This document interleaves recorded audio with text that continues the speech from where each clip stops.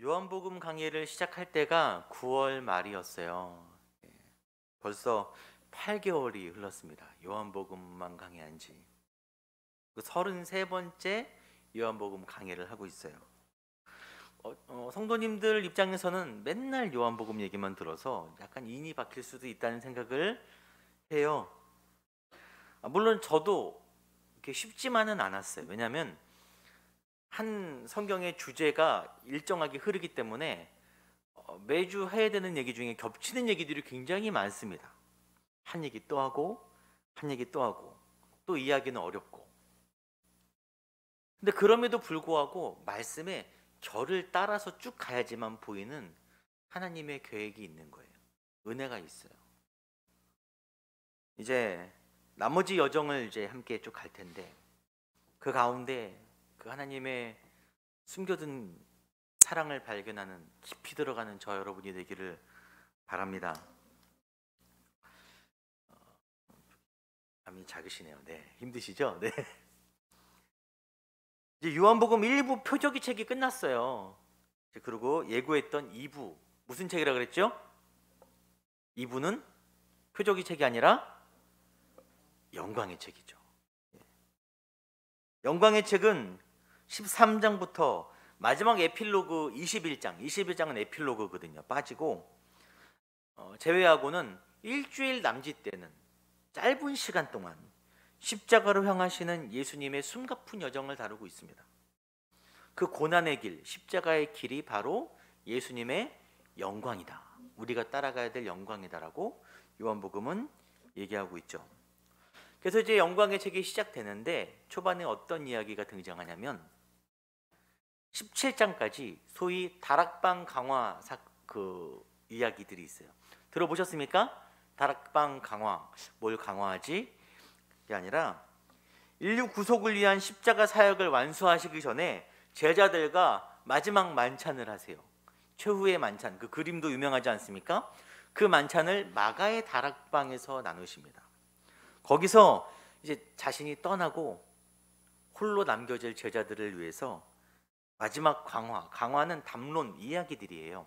마지막 이야기들을 제자들과 나누시는 거예요. 설교도 하시고 당부도 하시고. 여러분, 우리가 유언을 굉장히 중요하게 여기죠. 마지막 말. 왜냐하면 그 사람의 모든 마음과 뜻이 그 말에 녹아있기 때문이에요. 그래서 예수님이 만찬 자리에서 돌아가시기 전에 제자들과 함께한 마지막 자리예요. 죽기 전에 그때 하신 이야기가 굉장히 의미 있고 중요한 것입니다. 여러분 보면은 성경을 보고 여러분 신앙생활하면서 나름대로 중요하게 여기시는 신앙의 영역들이 있어요. 어떤 분들은 기도가 중요하고 믿음이 중요하고 봉사가 중요하고 다른 것들 각자 중요하게 생각하는 것이 있지만 예수님이 마지막 말씀하신 것이 가장 중요한 거예요. 내 생각과 상관없이. 그래서 오늘 본문으로 들어가기 전에 잠깐 하나님이 사랑하시는 대상이 어떤 대상이죠? 온 세상. 하나님이 세상을 이처럼 사랑하셨어요. 그 예수님은 제자들에게 어디까지 가서 복음 전하라 그랬어요? 땅 끝까지 가서 전하라. 그러니까 뭐가 대단한 스케일처럼 큰 일인 것처럼 보여지는데, 그래서 우리가 큰 어떤 일을 해야 된다라는 그 심리적인 그런 부담감도 있어요. 내가 그릇이 작아서 막 이런 얘기를 하거든요. 그런데 지금 예수님이 마지막 만찬, 마지막 대화할 수 있는 그 시간, 기회에 누구를 만나고 있냐? 누구에게 집중하고 있냐? 수많은 사람들을 만나는 게 아니라는 거예요. 땅 끝까지니까, 온 세상이니까 최대한 많은 사람을 모아놓고 얘기하는 게 아니라 그 다락방에서 꼴랑 12명 제자들만 데려다 놓고 이야기를 하고 계세요. 그래서 오늘 본문을 이렇게 묵상하고 가만히 앉아 있는데 많은 생각이 드는데, 결국 드는 마음은 교회의 사명은 제자를 양육하는 거예요. 제자를 바르게 세워내는 것. 여러분, 한국 교회에 제자 훈련 붐이 일었었어요. 제자 훈련 안 하는 교회들이 없었습니다. 한 번씩은 오래 다니셨으면 해보셨을 거예요. 뭐 세미나도 하고 뭐 교재도 나오고 막 제자 훈련 많이 했습니다. 근데 제가 판단했을 때는 결과적으로 많은 부분에서 실패했어요. 왜 실패했을까라고 고민을 하다가 오늘 그런 마음이 들더라고요. 왜 실패했냐면 교회에 헌신하는 제자를 양육한 거예요. 우리 교회에 쭉 있을 기둥 같은 일꾼들을 세우기 위해서 제자 훈련을 해왔던 것입니다. 예수님은 본문에는 자기 사람들이라 그랬어요. 제자들을 자기 사람들 사랑하셨지만 그들을 품에 끌어안으신 게 아니라 세상으로 보내셨어요. 아버지께서 나를 보내신 것 같이 나도 너희를 세상에 보내노라. 결국 예수님의 제자 공동체는 뭉쳐있는 게 아니라 예수님 중심으로, 예수님은 돌아가시고 제자들은 뿔뿔이 나중에 흩어집니다. 산산조각 나요. 흩어져서 각지의 복음의 씨앗이 됩니다. 저희도 이제 코로나가 잡혀가는 분위기고 셀 모임도 시작했죠. 그래서 하반기에는 본격적으로 저희도 제자를 양육해야 되니까 제자 양육을 할 텐데, 우선은 적극적으로 많이 참여해 주시기 바랍니다. 제자 모집할 때. 근데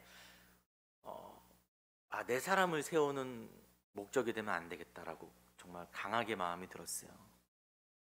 오늘 아침까지도 그런 마음이 강하게 들더라고요. 교회의 일꾼을 세우면 안 되겠구나라는 마음이 정말 강하게 들었어요. 제자 양육의 완성은 보내는 것. 그래서 저희 교회를 내보내겠다 그런 말은 아니에요. 네, 오해하지 마시기 바랍니다. 제자 양육의 완성은 결국 보내는 거예요. 어디로 보내냐? 세상으로 보내는 거예요. 여러분, 예수님이 명하신 사명이 뭐냐면 땅 끝까지 가는 거잖아요. 여러분, 땅 끝까지 가라 그랬으니까 가야 되는데 어떻게 갈까요? 내가 땅 끝에 갈 수는 없어요. 분명 바울처럼 선교에 특별한 은사가 있는 사람들도 있겠죠. 하지만 일반적으로 땅 끝에 가는 방법은 내 옆 사람에게 전하는 거예요. 그 사람은 딴 사람에게 전하고 전해져서 땅 끝까지 결국 가게 되는 것.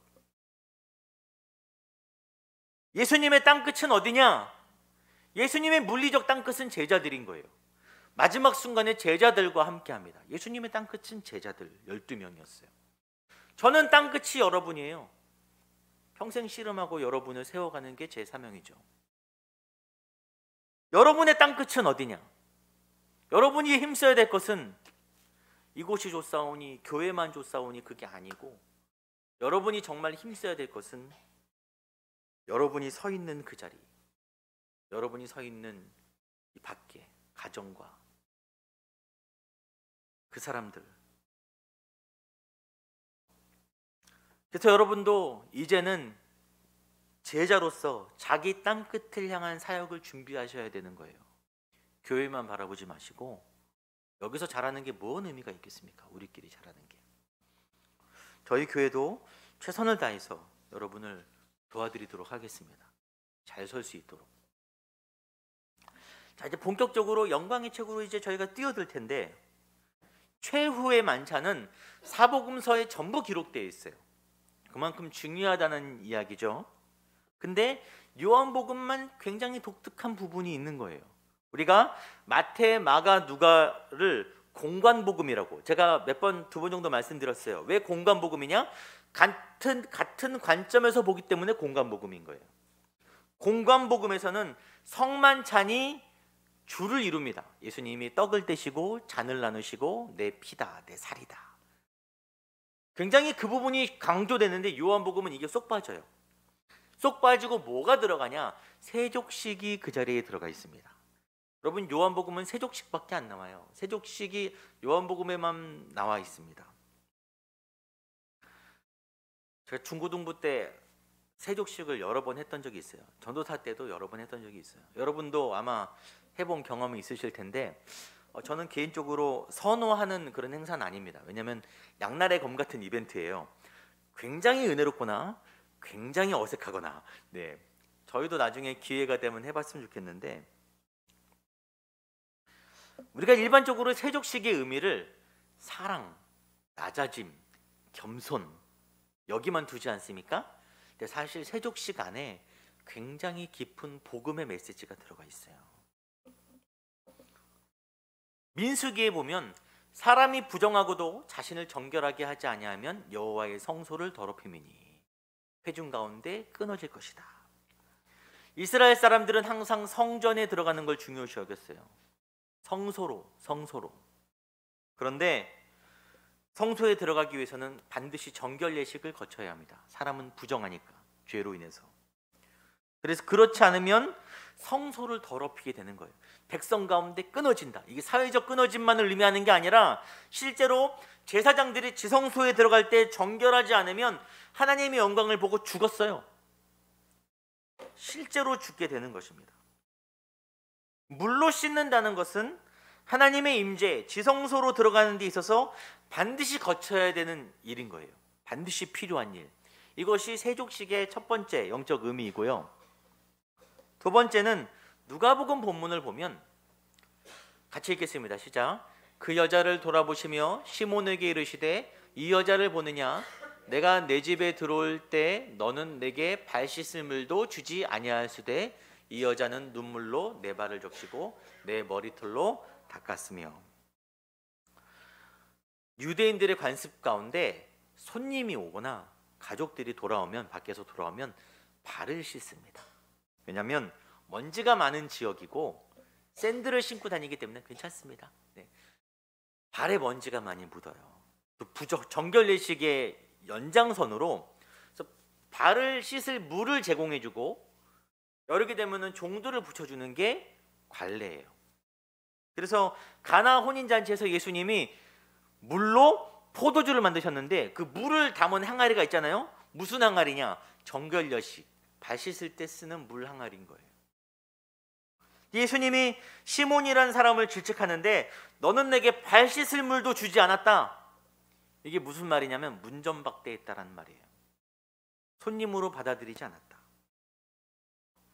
그러니까 발을 씻긴다는 의미는 결국 귀한 손님을 맞이하고 더 나아가 우리 집으로 내 가족 공동체로 너를 들여온다는 의미인 거예요. 받아들인다. 그래서 한 가족이 된다. 예수님이 제자들의 발을 씻어주시는 의미가 뭐냐? 너는 이제부터 내 가족이다. 우리 패밀리야. 지저스 패밀리. 예수님이 지금 그 이야기를 하시는 거예요. 여러분, 예수님의 가족이 된다라는 의미가 뭐냐면 이제 예수님이 차례차례 발을 씻어주시는데 베드로 차례가 됐어요. 베드로가 쭉 보니까 이게 합당하지 않은 거예요. 주님이, 선생님이 우리의 발을 종들처럼 씻어주시는 게 합당하지 아니하니까 예수님, 제 발은 씻어주지 마세요. 제가 어떻게 그걸 감당할 수 있겠습니까? 저는 못해요. 그러자 예수님도 아주 단호하게 말씀하십니다. 괜히 단호하게 말씀하신 게 아니에요. 그 안에 의미가 있어요. 내가 너를 씻어주지 아니하면 너랑 나는 상관이 없어. 너랑 나는 상관이 없다. 여기서 상관이란 말이 뭐냐면 메로스란 말로써 다른 뜻으로 유산이나 분깃을 의미합니다. 너랑 나는 상관이 없어. 너랑 나는 유산을 함께 하지 못해. 탕자가 싸가지 없게 아버지를 떠날 때 내 유산 내놓으세요. 그때 메로스예요. 그 유산, 분깃. 예수님의 가족이 된다는 것은 상관하는 것, 예수님의 유산 분깃을 함께 나누는 것, 하늘의 유업을, 하나님 나라의 유업을 함께 잇는 자가 되는 것입니다. 여러분, 우리가 죽어서 단순히 천국 가는 게 아니라 그 나라의 유업을 함께 누릴, 다스릴 자로 천국에 가는 거예요.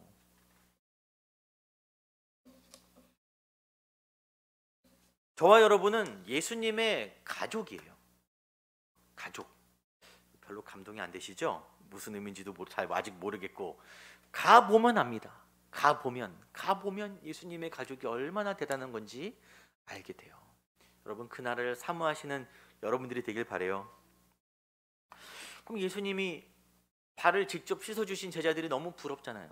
나도 좀 씻어주시지. 4절에 저녁 잡수시던 자리에서 일어나 겉옷을 벗고 수건을 가져다가 허리에 두르시고, 뭐 벗고 입는, 여기도 영적 의미가 있지만 겉옷을 벗고라는 말을 보면 다른 표현으로 어떤 뜻이 있냐면 목숨을 버리다라는 의미도 있는 거예요. 목숨을 버리다. 앞으로 일어날 일을 예수님이 복선으로 보여주시는 거죠. 세족식 장면에서 예수님은 십자가에서 물과 피를 흘리셨어요. 그 물과 피가 우리를 씻어주시는 거죠. 예수님이 자기 사람을 사랑하시되 끝까지 사랑하신다, 이 말이 1절에 나와 있어요. 영광의 책 첫 절에 자기 사람을 사랑하시되 끝까지 사랑하신다. 제자들만을 말씀하신 게 아니라 저와 여러분을 포함해서, 우리를 포함해서 하시는 말씀입니다. 그래서 우리도 그 세족식에 담긴 의미를 바라볼 때 우리도 하나님 나라의 유업을 함께 잇는 예수님이 가족이 된다라는 그 의미예요. 여러분, 세족식에 있는 그 안에 담긴 복음적 의미를 잘 아시기 바랍니다. 자, 이제 다른 방향으로 예수님이 끝까지 사랑하셨던 그 제자들의 면모를 한번 살펴볼 텐데, 가장 먼저 2절에 예수님의 제자들의 모습이 이제 보여지는 거예요. 마귀가 벌써 시몬의 아들 가룟 유다의 마음에 예수를 팔려는 생각을 넣었더라. 1절에 자기 사람을 끝까지 사랑하신다라고 했는데, 그 자기 사람의 모습이 2절에 바로 마귀가 가룟 유다의 마음이 예수를 팔 마음을 집어넣은 거예요. 이게 예수님이 사랑하시는 자기 사람들이에요. 요한복음 6장에서 예수님이 가룟 유다에게 우리 중에 마귀가 있다 그래요. 참 그 말이 참 무섭잖아요. 결국 그는 은삼십에 예수를 팔아버렸죠. 뭐 우리가 사회가 배신자를 그렇게 좋아하지 않아요. 근데 유다를 누가 좋아합니까? 솔직히 배신자, 원수. 그런데 예수님이 가룟 유다를 사랑하셨습니까? 안 사랑하셨습니까? 아리까리 하십니까? 사랑하셨습니까? 안 사랑하셨습니까? 그의 발을 씻어 주셨어요? 안 씻어 주셨어요? 씻어 주셨어요. 그의 발도 씻어 주시는 거예요. 동일하게. 예수님은 끝까지 사랑하시되 가룟 유다도 끝까지 사랑하세요. 저는 근데 2절 말씀이 보면 볼수록 좀 은혜가 되더라고요. 뭐냐면 6장에서는 우리 중에 마귀가 있다라고 했는데, 오늘 13장에서는 마귀가 있고 가룟 유다가 있는 거예요. 마귀가 가룟 유다의 마음에 악한 마음을 넣어줘요. 분리시키더라고요.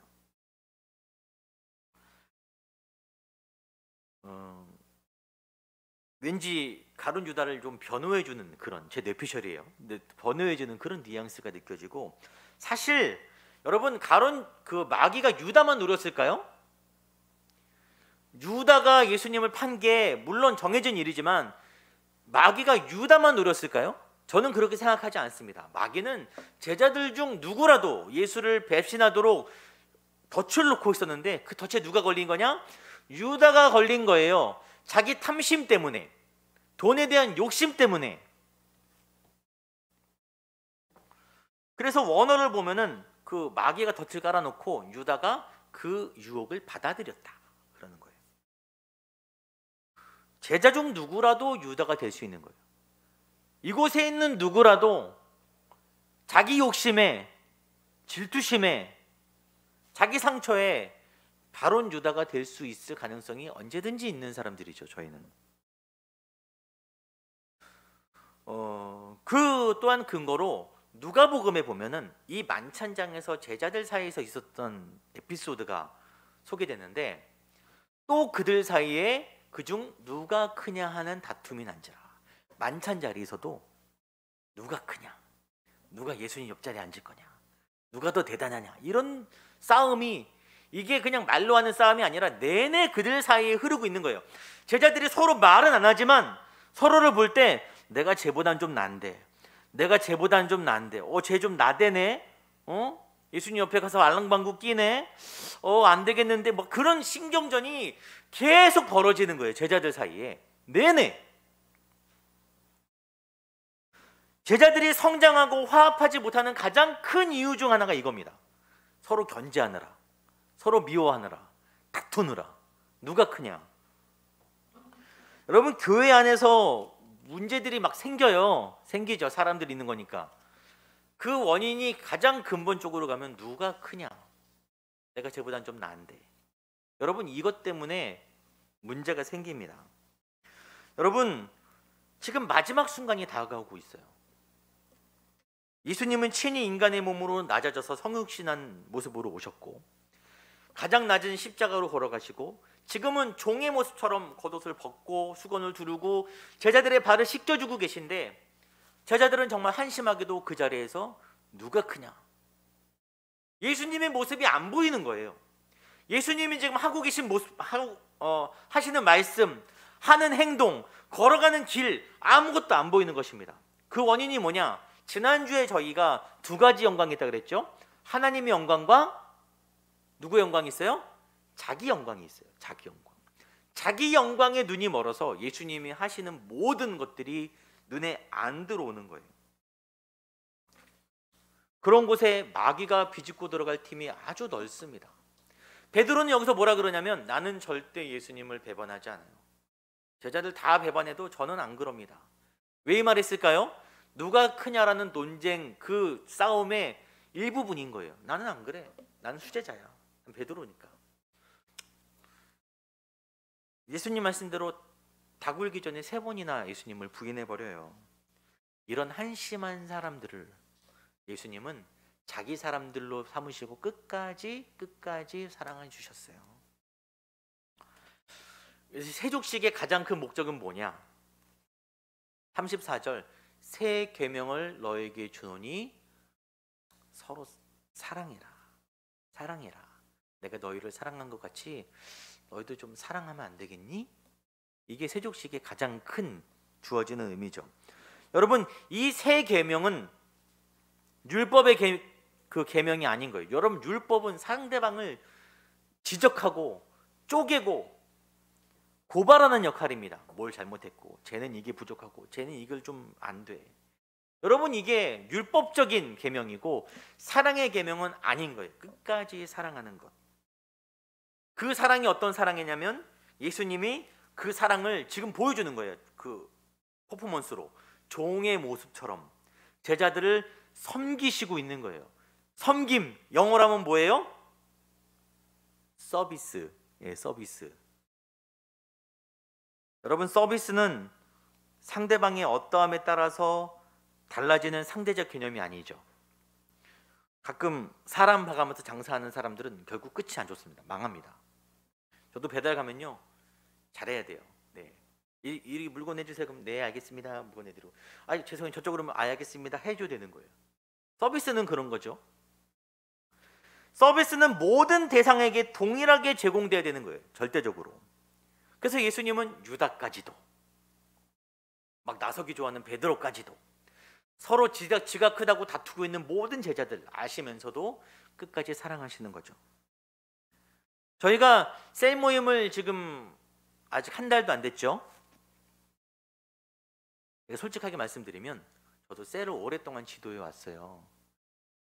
셀을 하고 성도 간의 교제를 하면요, 장점이 있는데 단점도 있어요.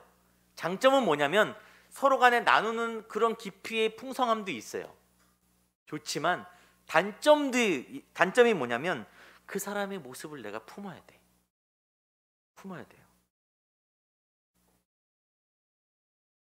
그래서 한편으로는 코로나처럼 성도 간의 교류가 아예 없을 때가 더 편할 수 있어요. 가까이 갈 필요도 없고 교회도 더 화평해 보입니다. 가까이 갈 일이 없으니까. 솔직해지자고요. 네, 그렇죠? 제가 셀 모임 하자 그러니까 여러분 표정들이 다 안 좋으셨어요. 아, 힘든데.